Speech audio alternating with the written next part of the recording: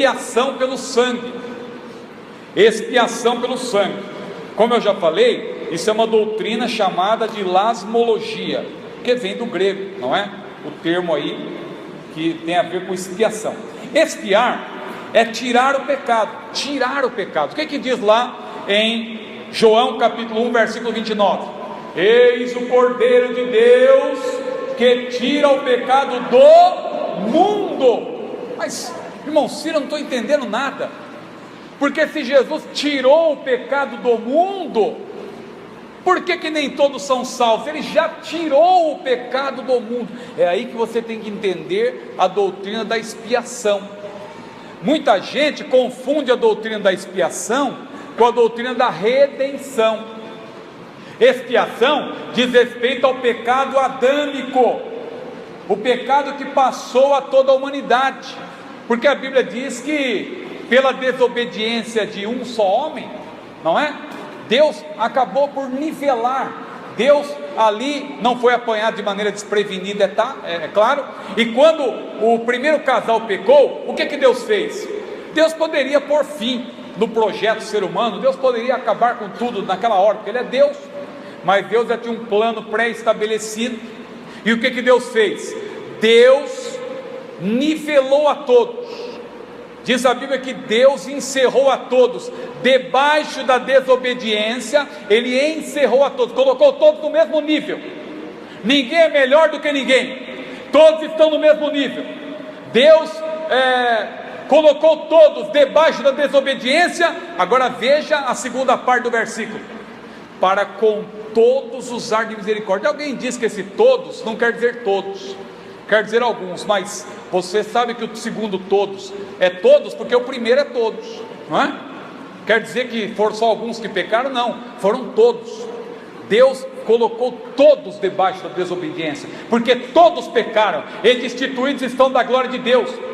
Mas por que Deus encerrou a todos debaixo da desobediência? Diz a Bíblia: Deus encerrou a todos debaixo da desobediência, para com todos usar de misericórdia.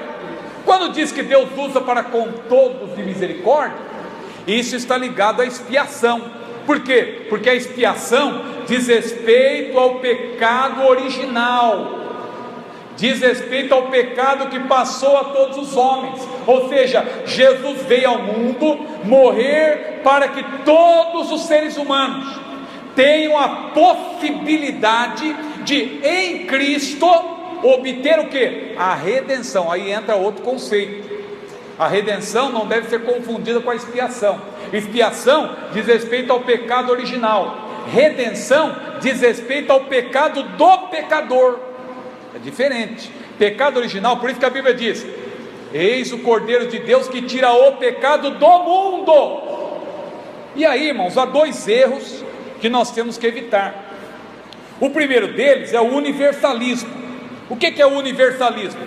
O universalismo é aquele que, com base na expiação, que é nesse caso, claro, ilimitada, porque diz respeito ao pecado original, então é uma expiação geral, não é uma expiação apenas dos eleitos, como alguém disse, não é uma expiação parcial, é uma expiação total, diz respeito ao pecado original. Então, com base nisso, muita gente é levada a pensar que se Jesus morreu por todos, logo todos serão salvos, haja o que houver. O universalismo, levado às últimas consequências, vai dizer que até o diabo será salvo. Veja como isso é um desvio da palavra de Deus. Eu ouvi, aliás, um pregador um dia desses, não me pergunte o nome dele, aliás, um pregador muito famoso, mas não me pergunte o nome dele, e ele falou assim: meu irmão, ele leu esse versículo, João 1:29, eis o Cordeiro de Deus que tira o pecado do mundo. E ele começou a dizer: meu irmão, o pecado não existe mais na relação entre Deus e o ser humano. Aí ele disse para o auditório: pense aí num camarada que você tem certeza, se bem que nenhum de nós tem certeza disso, isso aí é um assunto que diz respeito a Deus, mas o pregador disse: pense numa pessoa que você tem certeza que não vai estar no céu. Aí a maioria falou Hitler, falaram outros nomes lá, mas a maioria falou Hitler. Aí o pregador disse: então, meu irmão, imagine, você vai estar lá no céu, você vai estar assentado à mesa, vai estar havendo um grande banquete lá no céu, e dali a pouco alguém senta do seu lado, e você olha para a pessoa e diz: meu Deus, não é possível, Hitler, você por aqui? Mas Hitler, você é crente? Não. Mas Hitler, você participou da escola dominical? Não. Hitler, você foi batizado nas águas? Não. Hitler, você creu no Evangelho? Não. E por que você está aqui? Não, é porque o sangue de Jesus tira o pecado de todo mundo. E aí a plateia ali começou a vibrar. Meu amado irmão, isso é uma heresia, porque isso se chama universalismo, que Deus vai salvar a todos, independentemente da pessoa crer ou não. Só que a nossa Bíblia, a minha e a sua Bíblia, no texto áureo dela, o que está escrito? Porque Deus amou o mundo de tal maneira que deu o seu Filho unigênito, para que todo aquele que nele crê não pereça, mas tenha a vida eterna. Todo aquele que nele crê. É aí que entra o lado da redenção. Então por que nem todos são salvos? Porque é preciso crer e se arrepender. E aí entra o lado da redenção. Mas não confunda com expiação. A expiação, claro, é do pecado, mas para o ser humano receber a salvação, entra o aspecto da redenção, que nós vamos citar depois. Mas eu dizia que tem dois erros que nós temos que evitar. O primeiro erro é o universalismo, é aquele que diz que todos serão salvos, já que Jesus morreu por todos, já que Ele é o Cordeiro de Deus que tira o pecado do mundo, então ninguém se perderá, todos serão salvos, até o diabo vai ser salvo. Isso é heresia, fuja disso. Agora, um outro erro, que não é um erro tão exagerado como esse, mas também é um desvio da palavra de Deus, é a chamada expiação limitada. Cuidado com esse desvio também, porque o que diz a expiação limitada? A expiação limitada é um conceito que diz o quê? Que diz que, na verdade, Jesus morreu apenas pelos eleitos. Deus tem uma lista prévia daqueles que vão ser salvos, e aí então Jesus só morreu por estes, não morreu por todos. E a Bíblia tem versículos que dizem claramente que Jesus morreu por todos. E para defender essa teoria da expiação limitada, tem que fazer um malabarismo muito grande, porque simplesmente todas as vezes que a Bíblia diz todos, alguém dirá: não, não é todos, é só uma parte, ou são todos os tipos de pecadores. Veja, tem que fazer um malabarismo, mas a Bíblia é muito clara: a graça de Deus se é manifestado, trazendo salvação a todos os homens. Diz lá em Hebreus 2:9 que Jesus provou a morte por todos os homens. Ele morreu por todos. A morte de Jesus foi por toda a humanidade, porque todos pecaram. Deus não faz acepção de pessoas. Deus não tem prazer na morte do ímpio. Por que Jesus viria ao mundo só para morrer por um grupo seleto? Onde está a justiça de Deus nesse sentido? Olhando para toda a Bíblia, claro, porque a Bíblia é análoga, a Bíblia explica a própria Bíblia. Então isso aí tem gerado debates e muita confusão e tal, e de um lado está os calvinistas, do outro lado estão os arminianos, e aqueles que dizem monergistas, e aqueles que não, nós somos sinergistas. Isso aí tem gerado muita confusão. Eu aconselho os irmãos não tomarem parte desse tipo de debate que não leva a nada. Esse debate vem desde o quarto século, na verdade, nem é desde o século 17, porque no século 17, quando houve ali aquele caso dos chamados remonstrantes, que eram os arminianos, que depois nós podemos até explicar melhor isso, quando houve aquele caso dos remonstrantes contra os gomarianos, ou os gomaristas, não é? De um homem chamado Gomar, ou Gomaros. Quando houve essa disputa entre eles, na verdade foi algo que foi... na verdade se acendeu novamente uma disputa, porque Gomaros chamou Armínio, eles eram colegas ali de estudos, de faculdade, de universidade, vamos dizer assim. Gomaros chamou Armínio de pelagiano. Pelágio era aquele homem do quarto século que teve uma disputa com Agostinho, um outro teólogo, dizendo que a salvação na verdade, também conta com a participação do homem. O homem é bom em si mesmo, e pelas suas obras o homem pode ser salvo. E ali Agostinho, ele rechaçou isso e teve mais peso até ali a opinião de Agostinho, e surgiu até algo que foi tentando agradar os dois lados, que é o chamado semi-pelagianismo, não é? Mas veja, no século XVII houve ali, na verdade, o reavivamento, no sentido negativo, não é? Dessa polêmica. Essa polêmica foi reavivada, e isso vem de longa data. Então compensa você hoje querer provar por A mais B. Agora nós temos uma convicção, nós que somos pentecostais, não é? Que temos a herança aí de Wesley, etc., e um pouco mais para trás também de Armínio. Mas não precisa também fazer essa guerra e dizer, não, eu sou arminiano, e bater no peito e ficar brigando. Não, meu amado irmão, nós somos salvos em Cristo. Não precisa ficar brigando com calvinista, não precisa chamar calvinista de herege, porque calvinista não é herege, assim como também arminiano não é herege. Não entre nessa disputa inglória. O calvinismo é uma cosmovisão diferente do cristianismo, o arminianismo também. Mas não adianta ficar, porque você sabe que não tem a Bíblia calvinista e a Bíblia arminiana. Não adianta a pessoa dizer, não, esses versículos aqui defendem o calvinismo, aí o outro, não, mas esse aqui defende o arminianismo. E aí? A Bíblia então não seria uma harmonia, mas na verdade o que haveria aí seria uma antinomia? De jeito nenhum, irmãos. A Bíblia é harmoniosa, a Bíblia explica a própria Bíblia. A Bíblia fala da soberania de Deus, a Bíblia tem a doutrina da eleição, a Bíblia tem a doutrina da predestinação, tudo isso está na Bíblia. Mas a Bíblia também tem a doutrina do livre-arbítrio, não é? Embora o termo livre-arbítrio não apareça, assim como também na Bíblia não tem o termo trindade, não é? Mas a doutrina da trindade está lá.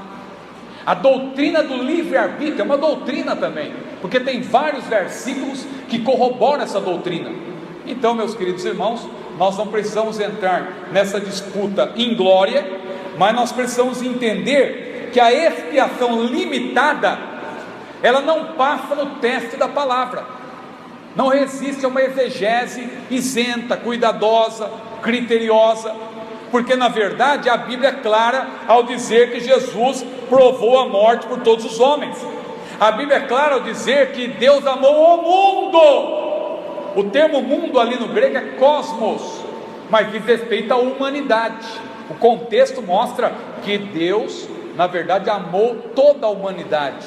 Não foi uma parte, não foram apenas os eleitos. Mas irmão Ciro, e aquele versículo lá de Apocalipse, capítulo 17, versículo 8, que diz que, na verdade, os nomes estão escritos antes da fundação do mundo. Isso está escrito mesmo na Bíblia? Você leu com atenção? A Bíblia não diz antes, a Bíblia diz desde a fundação do mundo. Desde, não confunda antes com desde. O termo no grego é apô, que quer dizer desde, a partir de. Ou seja, a partir do momento em que Deus fundou, Deus criou o mundo e colocou o primeiro casal, Adão e Eva, e etc, e disse para eles, crescei, multiplicai-vos, e a terra foi se enchendo, e o homem foi tendo, o ser humano foi tendo relação com Deus, comunhão com Deus. Noé, por exemplo, teve comunhão com Deus, Enoque andou com Deus, e assim por diante. E houve uma linhagem piedosa, e houve aqueles também que se desviaram do Senhor. A linhagem de Caim, foi da linhagem de Caim que surgiu aquele homem chamado Meujael, que significa Deus não existe. Mas na medida em que o ser humano foi tendo relação com Deus, é nesse sentido que a Bíblia diz que os nomes passaram a ser, tanto que na nossa versão corrigida de Almeida, o tempo verbal até não ajuda, porque diz foram escritos no livro da vida. Mas se você estudar melhor, você vai ver que ali o tempo verbal, no inglês você vê isso melhor, em outros idiomas você vai ver que o tempo verbal ali mostra que este livro, na verdade, as pessoas estão sendo inseridas nele. Não é que já foram inseridas, não é que é uma lista prévia de eleitos, não. A partir da fundação do mundo, é também o caso daquele versículo que diz que Jesus é o Cordeiro de Deus que foi morto desde a fundação do mundo, desde, não antes. O que quer dizer isso? Muitas vezes nós usamos até esse versículo para dizer que Jesus, ele já foi morto lá no plano de Deus, no plano, claro, isso também tem a igreja, por exemplo, estava no plano de Deus, na presciência de Deus, como está lá em Efésios capítulo 1, mas esse versículo de Apocalipse 13:8, não diz isso. Esse versículo na verdade diz o quê? Diz que todos os cordeiros que foram mortos de maneira sacrificial, até Jesus realizar o único e perfeito sacrifício pela humanidade, todos os cordeiros que foram sendo mortos de maneira sacrificial, eles apontavam para o sacrifício perfeito. Todos os animais mortos de maneira sacrificial, eles foram apontando para Jesus. Nesse sentido, Jesus é o Cordeiro de Deus que foi morto desde, não antes, desde a fundação do mundo. Aliás, o primeiro animal que foi morto de maneira sacrificial, ou os primeiros, já podem ser considerados.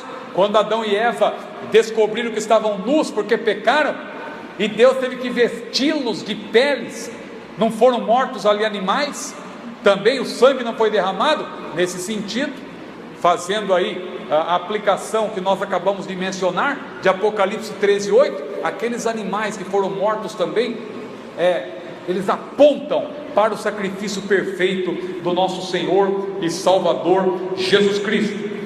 Vamos então, irmãos, adiante.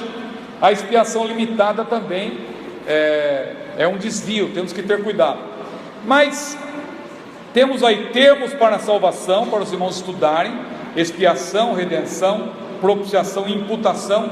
Eu não vou me deter nisso agora, porque depois vai ter um tópico para cada um desses termos. A necessidade da expiação também para os irmãos estudarem. A diferença que eu acabei de mencionar entre expiação e redenção: expiação é do pecado do pecador, redenção é da pessoa do pecador, é individual. Você entendeu a diferença? Expiação, porque alguém vai dizer, não, se Jesus morreu por todos, todos obrigatoriamente têm que ser salvos. Mas Jesus morreu por todos, no sentido de que ele assumiu a culpa do pecado. Foi como se uma enorme seringa, porque Jesus nunca teve pecado, Jesus nunca pecou. Aliás, ele nunca deixou de ser Deus, ele se fez homem sem nunca ter deixado de ser Deus. Ele é o Deus homem. Então Jesus nunca teve pecado algum, nem por pensamentos, ele nunca pecou. Mas nós pecamos. Então quando Jesus morreu no nosso lugar, foi como se uma enorme seringa, vamos dizer assim, tivesse sugado todos os pecados de toda a humanidade e injetasse em Jesus, no sentido de que ele assumiu, ele levou sobre si todos os nossos pecados. Ele mesmo nunca pecou, mas ele assumiu a culpa daqueles pecados. Então, meus irmãos, nesse sentido é que falamos da expiação. Isso é expiação.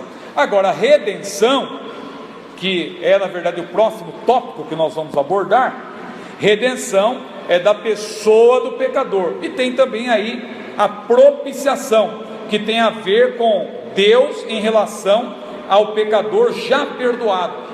Então o pecador já perdoado, ele pode falar com Deus, ele pode se aproximar de Deus. Você lembra daquela parábola do fariseu e do publicano?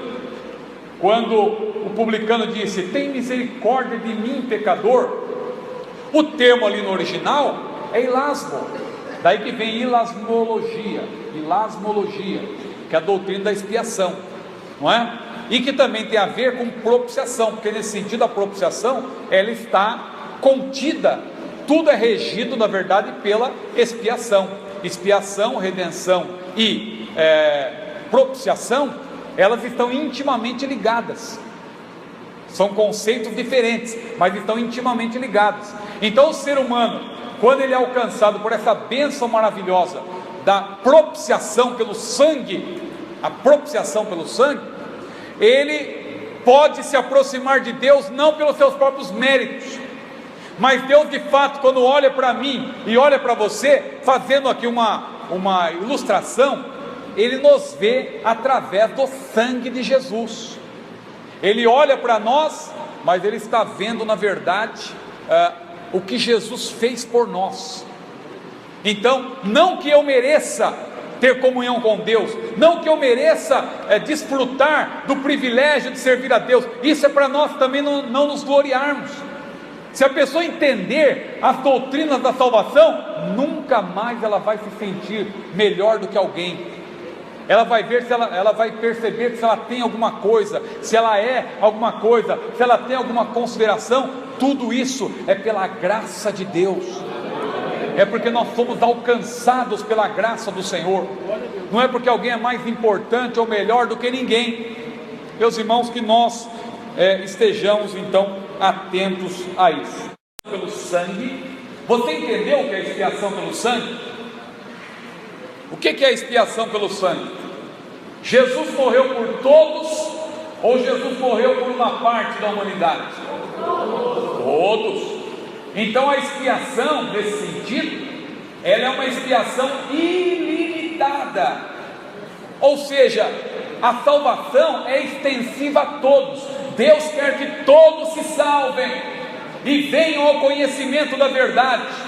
Deus amou o mundo, não é parte do mundo, Deus amou o mundo de tal maneira. Ele é a propiciação pelos nossos pecados, e não somente pelos nossos, mas pelos de todo mundo, todo mundo. Ora, mas se Jesus morreu por todos, se Deus amou todo mundo, por que nem todo mundo é salvo? É porque a expiação diz respeito ao pecado original, o pecado adâmico, o pecado que passou a todos. Porque o ser humano não é pecador porque peca, ele peca porque é pecador. É como a macieira, não é porque ela dá maçã que ela é chamada de macieira, não, ela já é macieira, então ela dá maçã. O ser humano, ele já é pecador por natureza, ele já é concebido em pecado, não é que ele nasce pecador, no momento da concepção ele já é pecador, porque o germe do pecado passou a todos.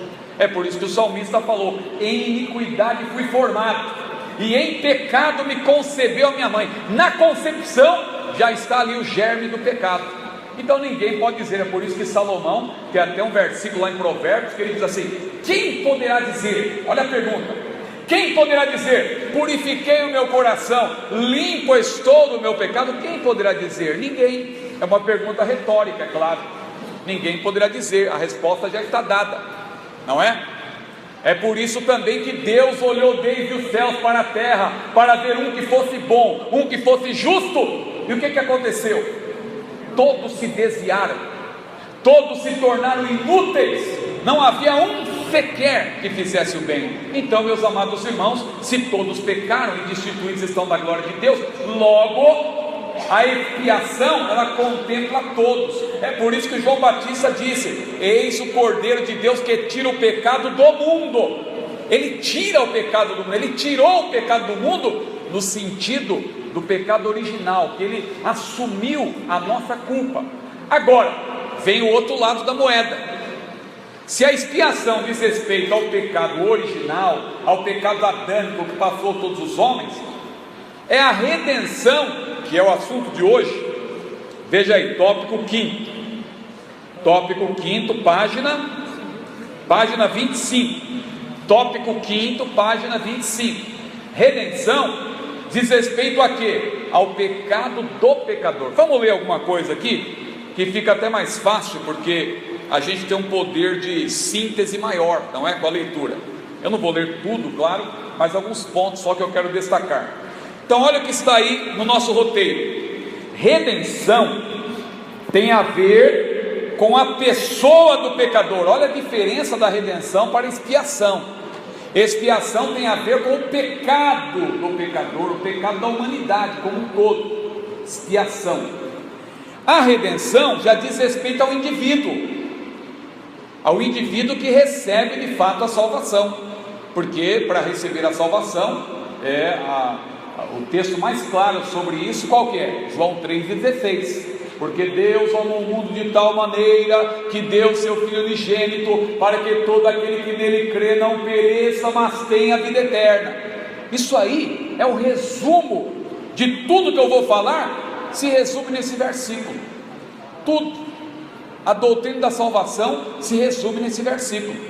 Deus amou o mundo todo, expiação geral, mas quem que recebe a salvação? Todo aquele que nele crê. Aí entra a parte da redenção. Então veja, olha aí, redenção tem a ver com a pessoa do pecador, é realizada por Jesus Cristo. Olha o versículo, Efésios 1,17: em quem temos a redenção pelo sangue, a remissão das ofensas, segundo as riquezas da sua graça.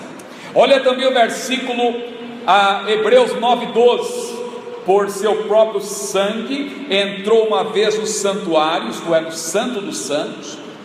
O autor de Hebreus aí está fazendo uma aplicação, porque só entrava no santíssimo, no lugar santíssimo, somente o sumo sacerdote uma vez no ano, no dia do Yom Kippur, o dia da expiação. Somente o sumo sacerdote podia entrar com sangue, e ele então aspergia o sangue sobre a tampa da arca, que era chamada de propiciatório.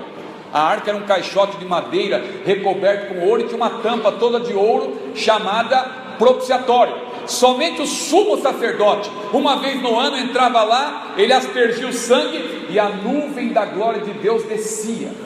E quando a nuvem da glória de Deus descia, Deus perdoava os pecados. Então o autor de Hebreus, fazendo aqui uma aplicação, ele diz que Jesus entrou lá. Ele foi na parte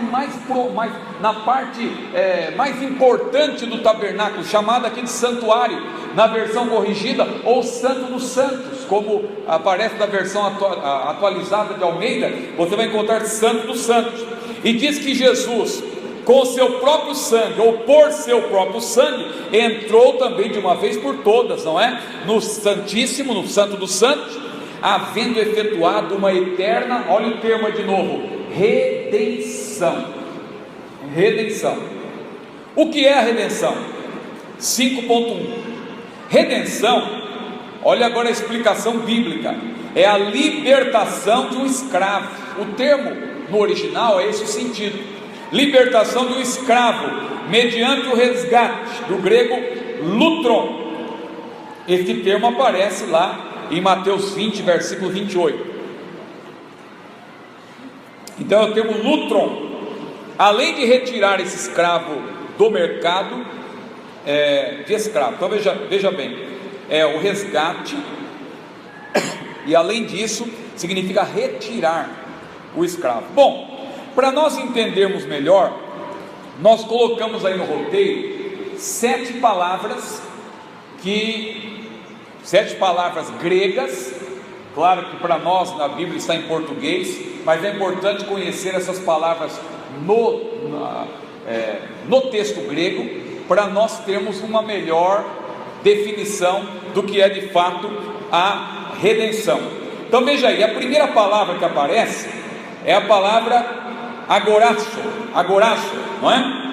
Compraste, é um verbo que significa comprar na praça. Veja aí, agorazo, tem uma palavra aí no grego que é agorá, que também existe na língua portuguesa, só que a acentuação da palavra é diferente. No grego é agorá, para nós é agorá.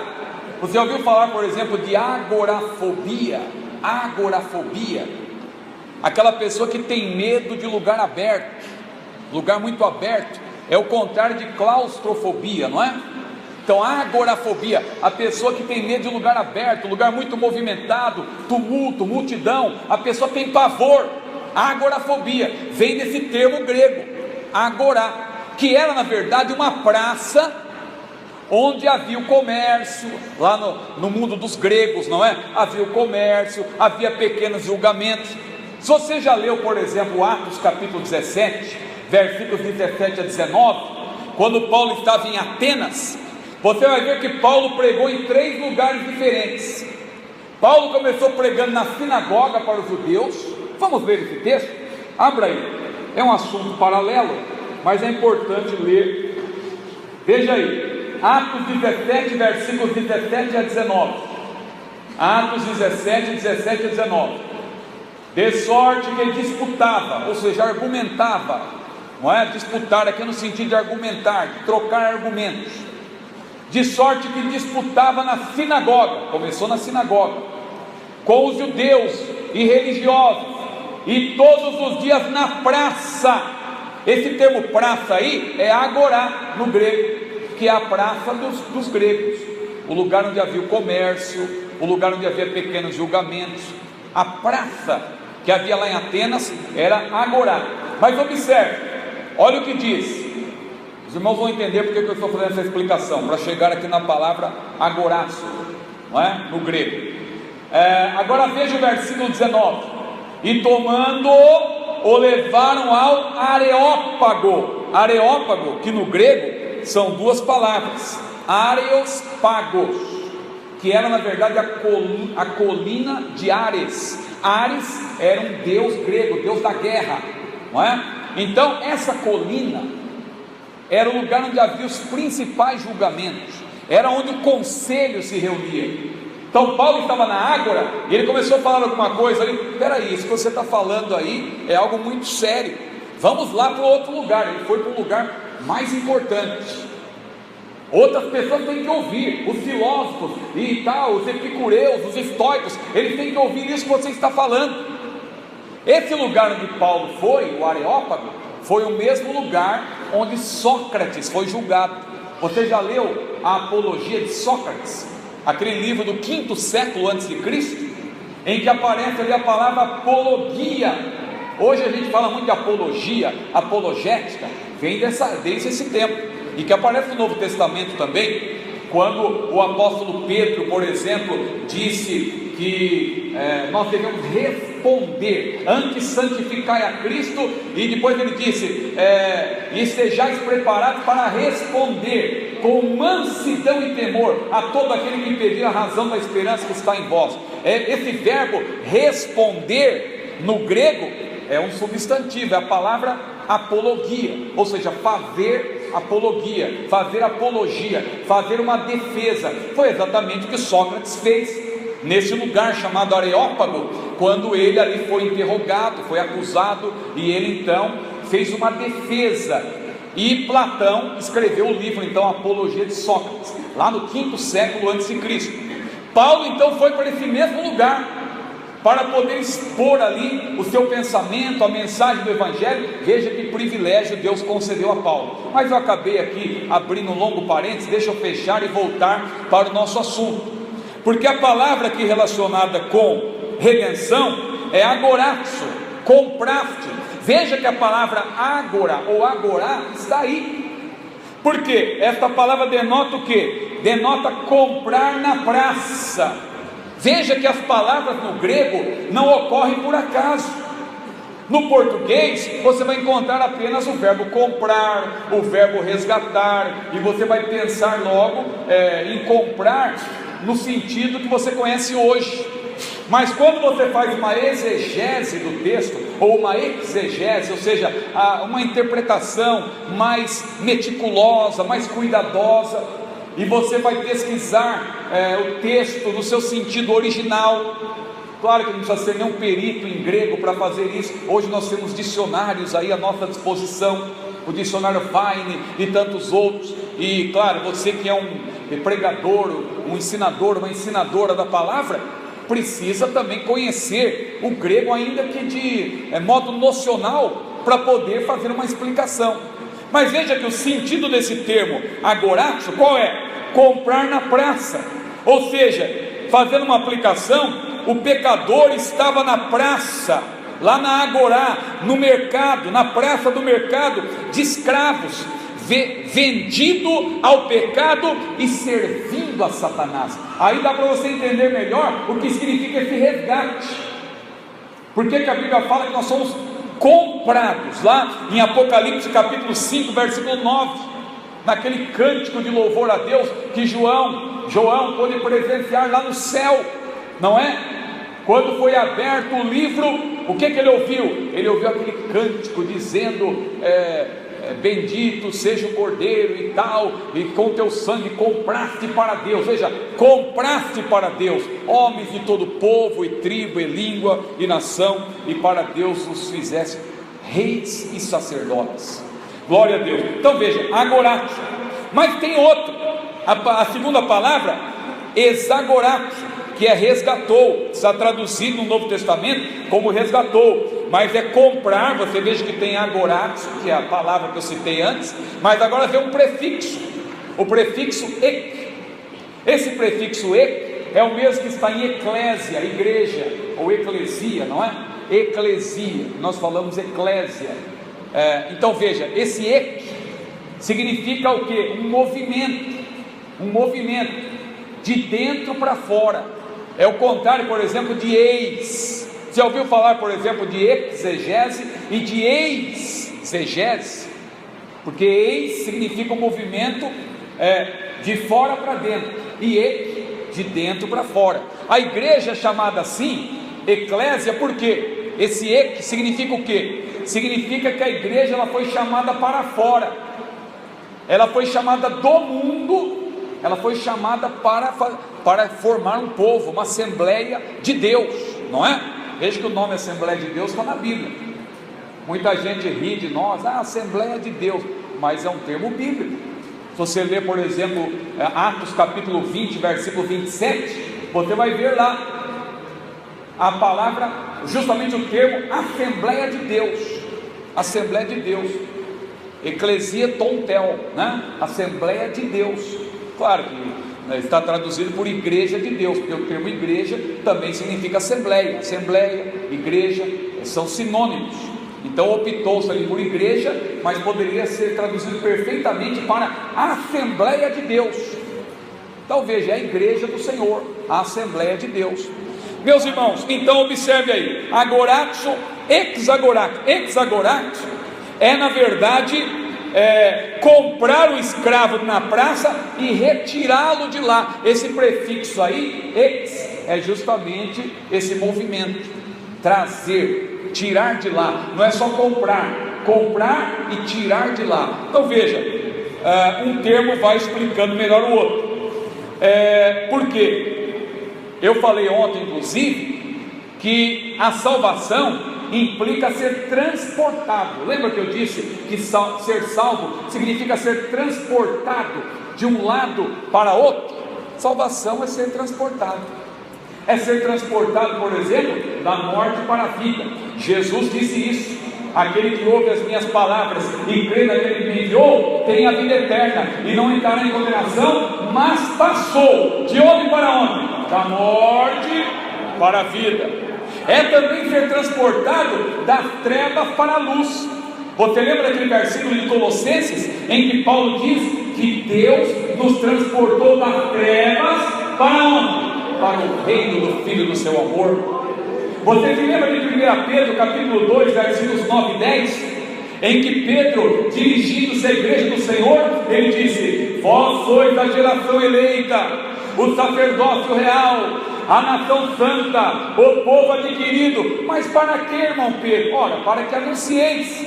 Mas anuncieis o que? As virtudes. Mas que virtudes? As virtudes aquele quem? Aquele que vos chamou. Mas vos chamou de onde? Ora, das trevas. Mas das trevas para onde? Para a sua maravilhosa luz.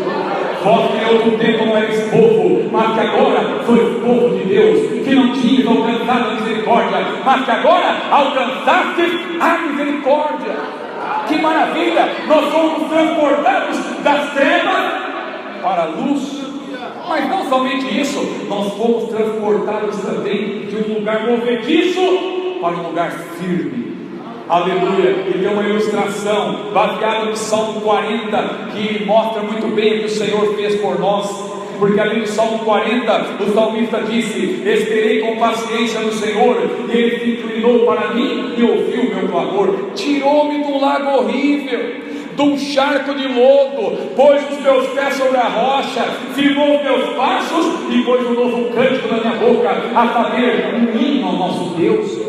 Outrora nós estávamos numa lamaçal de pecado, outrora nós estávamos num lugar movediço, mas o Senhor, com a sua mão forte, Ele nos tirou de lá, Ele nos transportou e nos colocou sobre a rocha que é Cristo. E outrora da nossa boca só saía coisa negativa, só saía palavras de murmuração, de escárnio, de zombaria do Evangelho, mas o Senhor nos tirou de lá, nos colocou sobre a rocha, e ao nos colocar sobre a rocha que é Cristo, Ele pôs um novo cântico na nossa boca, a saber, o hino ao nosso Deus. Glória seja dada ao maravilhoso nome do Senhor. Sabe o que é isso? É essa palavra que eu acabei de falar, exagoratio, ou seja, o Senhor nos comprou e nos tirou de lá. Aleluia, glória a Deus. E aí vem outras palavras: lutrou, resgatados, que está lá em 1 Pedro capítulo 1, versículos 18 e 19. Não foi com coisas corruptíveis, como prata ou ouro, que fostes resgatados da vossa vã maneira de viver, que por tradição recebeste vossos pais, mas com o precioso sangue de Cristo, como de um cordeiro imaculado e incontaminado. Lutrou, aí tem outra, lutroses, redenção, tem outra, apolutrosis, muda um pouco aí a acentuação, apolutrosis, redenção, que também está explicado aí. Antilutron é outra, a troca de uma pessoa por outra, ou seja, a redenção da vida por vida, no caso de um cativo, escravo ou prisioneiro. E finalmente o lutron, que o pastor Daniel até citou pela manhã, quando ele falou de Jesus como exemplo de diácono, porque a palavra ali, você percebeu o ensinamento do pastor Daniel hoje pela manhã?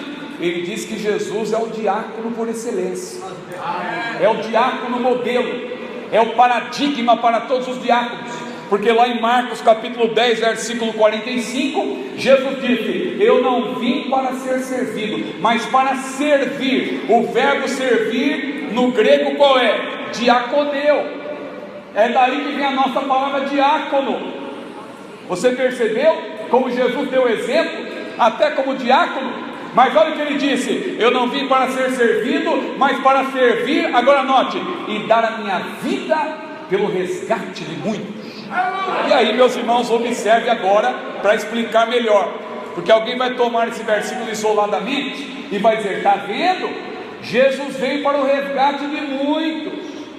Não é todos não, o todos lá em João 1:29 significa alguns, é muitos, não é todos não, mas meu irmão, Jesus está falando de redenção, não vá confundir redenção com expiação.